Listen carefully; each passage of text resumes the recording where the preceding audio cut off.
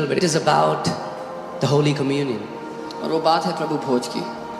But I want you to catch the revelation behind this. लेकिन मैं चाहता हूँ इसके पीछे के प्रकाशन को आप पकड़ लें। Apostle Paul says, for this reason, not for these reasons. It's not one among many reasons. He says, for this reason, many are sick, weak, and many sleep because they did not discern the body of the Lord. पौलुस प्रेरित कहते हैं इस वजह, इस कारण से, इन कारणों से नहीं, या ये नहीं कि ये बहुतों में एक कारण है। उन्होंने कहा इस कारण से बहुत से कमजोर हैं, बीमार हैं, और कई तो शरीर में सो गए। He's talking about believers. वो विश्वासियों की बात कर रहे That हैं shouldn't be our testimony. जिन्होंने मसीह की देह को नहीं पहचाना। He हमारी ये says, गवाही but ना। this is the reason why many believers are weak, they are sick, and many have died before their time. वो कहते हैं इस वजह से कई विश्वासी कमजोर हैं, कई बीमार हैं, और कई मर गए अपने समय से पहले। Because they did not discern the body of the Lord. क्योंकि उन्होंने परमेश्वर की, प्रभु की देह को नहीं पहचाना। What would happen when you will discern the body of the Lord? तो फिर क्या होगा जब आप प्रभु की देह को पहचान लोगे? You will not be weak, you will not be sick, and you will not die before your time. आप कमजोर नहीं होगे, आप बीमार नहीं होगे, और अपने समय से पहले नहीं मरोगे। Why do you think devil has created so much controversy around the table of the Lord and the tithing? Because both are the elements of spiritual warfare. क्यों आपको लगता है कि शैतान ने इतना झूठ, इतनी बातें फैला दी हैं प्रभु भोज और दशमांश दोनों के बारे में?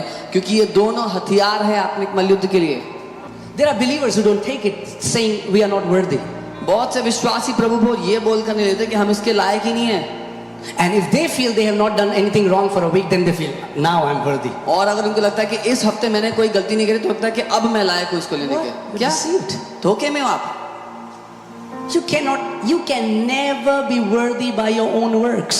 कोई भी कभी भी लायक नहीं बन सकता प्रभु भोज देने के अपने कामों के बलबूते। It was His sacrifice that made you and me worthy to stand before Him.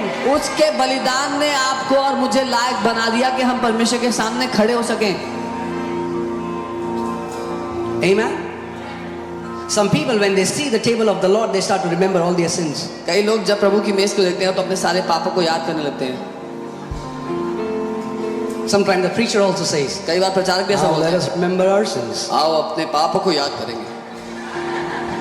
Jesus said, यीशु ने कहा, do it in my remembrance. Hey, remember me. Your focus should be on what I have done, not what you have done. Remember me. यीशु ने ये नहीं कहा अपने पापों को याद करना, यीशु ने कहा मुझे याद करना, तुम्हारा ध्यान मुझ पे होना चाहिए जब इस मेज पर आओ तो। You cannot go to the table of Lord being so self-centered. You have to go to the table of Lord being Christ-centered. This is what Christ has done for me. He sacrificed Himself. He shed His blood. And because of His blood, I have been made righteous. I have been made holy. अपने बारे में सोचते हुए कोई भी प्रभु की मेज पर नहीं आ सकता। मसीह को ध्यान का केंद्र रखते हुए, मसीह को जीवन का केंद्र रखते हुए उसकी मेज के आगे आना कि ये मसीह ने मेरे लिए किया है, ये यीशु ने मेरे लिए किया है। David in the Old Testament looked far ahead and received this revelation. Dawood ने पुराने नियम में होते हुए भी बहुत आगे देखा और इस प्रकाशन को पकड़ लिया। He says in Psalm 23, you have prepared a table before me in the presence of my enemies. भजन 23 में वो कहता है, तूने मेरे सामने एक मेज लगाई है मेरे दुश्मनों के बीच में। You have anointed my head with oil, my cup runs over. मेरे सर पर तूने तेल को उंडेला है, मेरा प्याला उमड़ रहा है। I want to teach you from a passage of the scripture where the first time communion is mentioned in the Bible. मैं वचन में से दिखाना चाहता हूँ जहाँ पहली दफा बाइबल में प्रभु भोज का नाम आता है, उसकी बात आती है। Genesis chapter 14, we'll read from verses 18 to 20. This is the first time there is the mention of bread and wine that represents communion or table of the Lord. उत्पत्ति 14वां अध्याय 18 से 20 पढ़ेंगे। पहली दफा है जहाँ पे प्रभु भोज की बात होती है, दाख मधु रोटी की बात होती है। Then Melchizedek, king of Salem, brought out bread and wine. तब मलकीसेदेक जो शालोम का राजा था, वो परम प्रधान ईश्वर का याजक था, रोटी और दाख मधु ले आया। He was a priest of God Most High.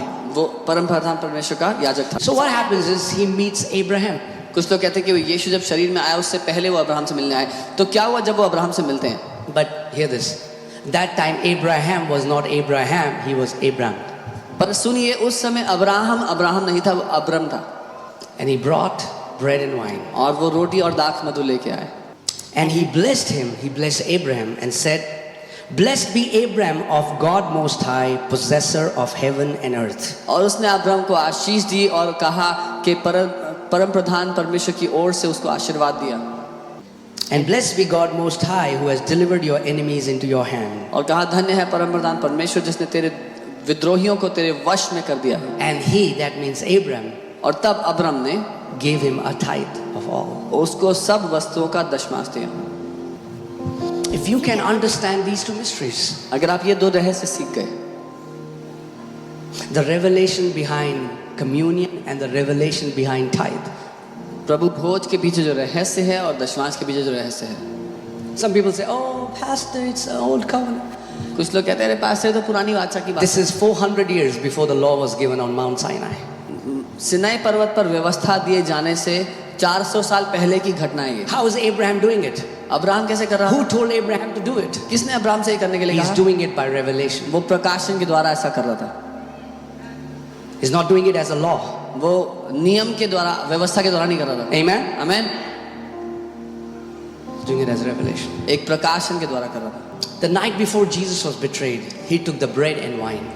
यीशु को धोखा दिए जाने से पहले वाली रात उसने रोटी और दाख मधु ली. And he said, take, eat, this is my body broken for you. और कहा लो खाओ ये मेरा शरीर है जो तुम्हारे लिए तोड़ा गया. He took the cup. He said, drink, this is my blood of the new covenant, which is shed for the remission of your sins. उसने कप लिया प्याला लिया और कहा कि ये नई वाचा का मेरा लहू है जो तुम्हारे पापों की क्षमा के लिए बहाया गया. Now, are you ready for the mystery? रहस्य के The लिए तैयार हो. Bible says बाइबल कहती है the life of the creature is in his blood. Is that true? कि जीव का जीवन उसके लहू में होता है कि नहीं? The Bible says for Jesus in John, when in him was life and life was the light of men. यूहन्ना की पत्री में लिखा है यीशु के लिए कि उसमें जीवन था और वो जीवन मनुष्यों के लिए ज्योति था. Are you with me? मेरे साथ हो? If the life of a creature is in the blood, अगर एक जीव का जीवन उसके लहू में होता है, when Jesus became a man, जब यीशु मनुष्य बन गया, he didn't come with a normal life. वो साधारण जीवन के साथ, He didn't come with bios. वो शारीरिक जीवन के साथ नहीं आया सिर्फ, He came with Zoe. वो अलौकिक जीवन के साथ That's आया, God kind of life. जो परमेश्वर का जीवन है उसके साथ आया.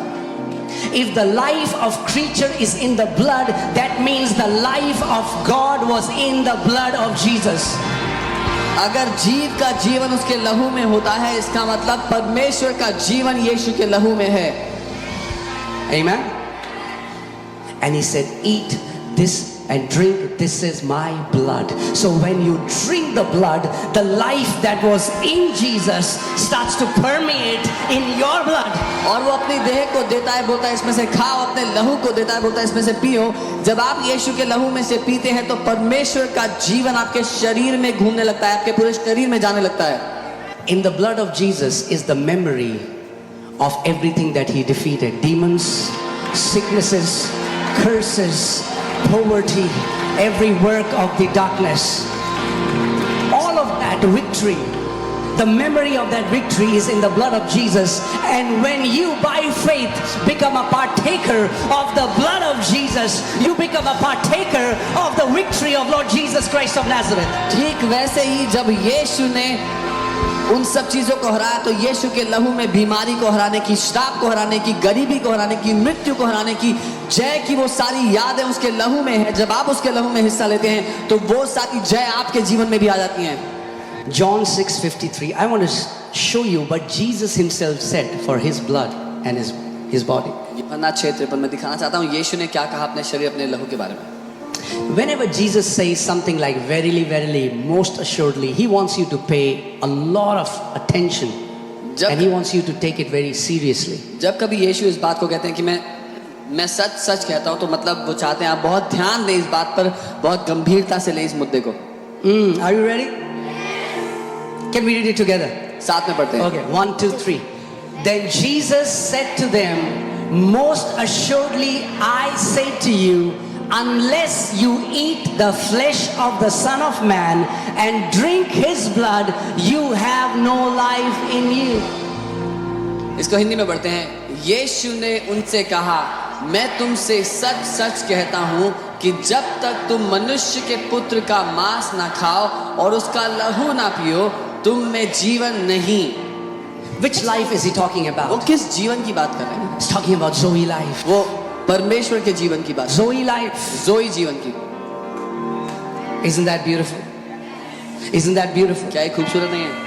Whoever eats my flesh and drinks my blood has eternal life, and I will raise him up at the last day. जो कोई भी मेरा मांस खाता और मेरा लहू पीता है, अनंत जीवन उसी का है और मैं उसे अंतिम दिन फिर जिला उठाऊंगा। Oh, if you partake of the communion every day, you have boldness. जो कोई प्रभु भोज में हिस्सा लेता है रोज, उसमें साहस होगा। Jesus said, I will raise him up on the last day. यीशु ने कहा, मैं उसे उठा के खड़ा करूंगा अंतिम दिन में। Man, but this is the altar of the Lord. पहला कुरिन्थियों में बाइबल इसके बारे में सिखाती है, फिर भी देखेंगे, लेकिन ये परमेश्वर की वेदी है। He says, this bread that we bless, is this not the bread of blessing? And this cup that we bless, is this not the cup of blessing? वो कहते हैं, ये रोटी जिसको हम आशीष देते हैं, क्या ये आशीष की रोटी नहीं है? ये प्याला जिसको हम आशीष देते हैं, क्या ये आशीष का प्याला नहीं है?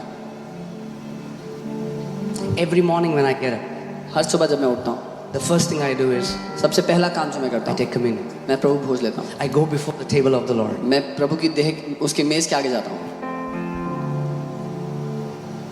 It has kept me healthy and strong. इसने मुझे स्वस्थ और शक्तिशाली रखा है। It's not keto, ये कीटो डाइट नहीं है, nothing against that. कुछ खिलाफ नहीं है उसका। But if you think your organic food can give you long life, you're mistaken. पर अगर आपको लगता है कि आपकी ऑर्गेनिक खाने की आदत से आप लंबा जिएंगे तो आप गलती में हैं। Now people are going to kosher diet, अब लोग कोशर डाइट पे जा रहे हैं। Jewish diet. Do you know that people in the times of Jesus ate kosher food and masses were sick? अब लोग कोशर डाइट खाने जा रहे हैं जो यहूदी लोग खाया करते थे यीशु के समय में। क्या आप जानते हैं यहूदी लोग यीशु के समय में कोशर खाना खाते थे और भीड़ की भीड़ बीमार होती थी यीशु के पास जो आते थे। I'm not saying go and eat McDonald's morning, evening and lunch time and evening. That's not what I'm saying. मैं ये नहीं कह रहा कि सुबह दोपहर शाम को जाके मैकडॉनल्ड्स खाओ। Obviously, take care of your diet. अपने खाने का ध्यान रखो। But divine health is a blessing. लेकिन अलौकिक स्वास्थ्य एक आशीष है।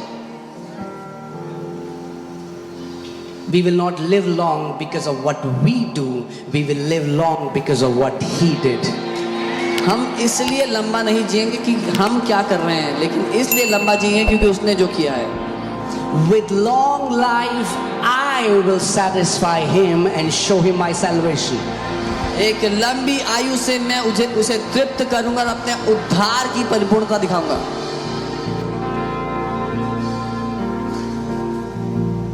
Long life is not something to be achieved, it is something to be received by grace.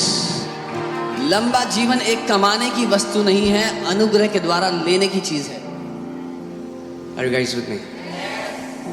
So I'm giving you every morning. Let it happen to this church. If you are planted and submitted, take this as an instruction.